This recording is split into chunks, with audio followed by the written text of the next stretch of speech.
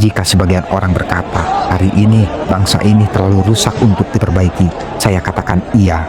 Kita memang hidup di tengah luka yang dalam, di tengah kepercayaan yang retak, di tengah sistem yang seringkali mengecewakan. Tapi kerusakan bukan alasan untuk membenci negeri ini. Kekecewaan bukan alasan untuk meninggalkannya dalam kehancuran. Karena membenci negeri sendiri hanya akan melahirkan generasi yang sinis, yang kehilangan harapan, yang memilih menjadi penonton daripada pelaku perubahan.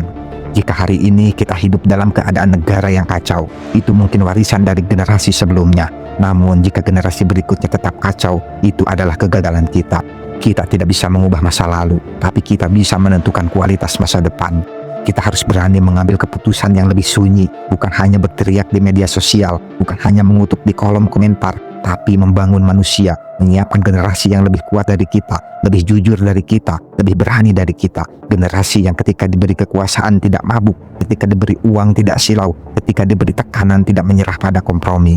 Tugas ini berat, sangat berat, karena membentuk karakter tidaklah instan. Ia membutuhkan kesadaran diri, ia membutuhkan konsistensi, ia membutuhkan kesabaran tanpa batas.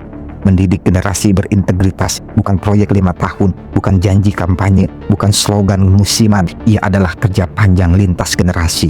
Kita mungkin tidak melihat perubahan besar dalam hidup kita, tapi itu bukan alasan untuk berhenti. Karena peradaban besar tidak dibangun dalam satu malam.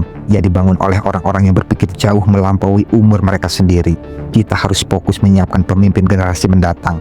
Pemimpin yang jujur bukan karena diawasi, tapi karena takut mengkhianati hati nuraninya. Pemimpin yang bijaksana bukan karena citra, tapi karena mengerti penderitaan rakyatnya. Pemimpin yang amanah bukan karena tekanan publik, tetapi karena sadar setiap keputusan akan dipertanggungjawabkan.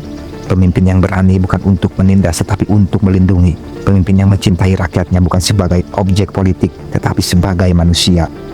Namun semua itu tidak akan lahir jika kita sendiri belum berani berubah. Kita tidak bisa menuntut generasi bersih jika kita nyaman dengan kecurangan kecil.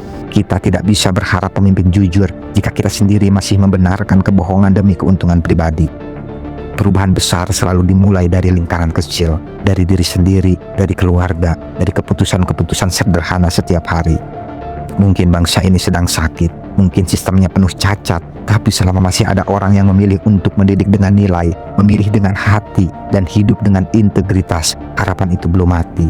Mari kita mulai dari kita, bukan untuk menjadi pahlawan besar, bukan untuk dikenang sejarah, tapi untuk memastikan bahwa suatu hari nanti, ketika generasi berikutnya memimpin negeri ini, mereka tidak mengulangi kesalahan kita.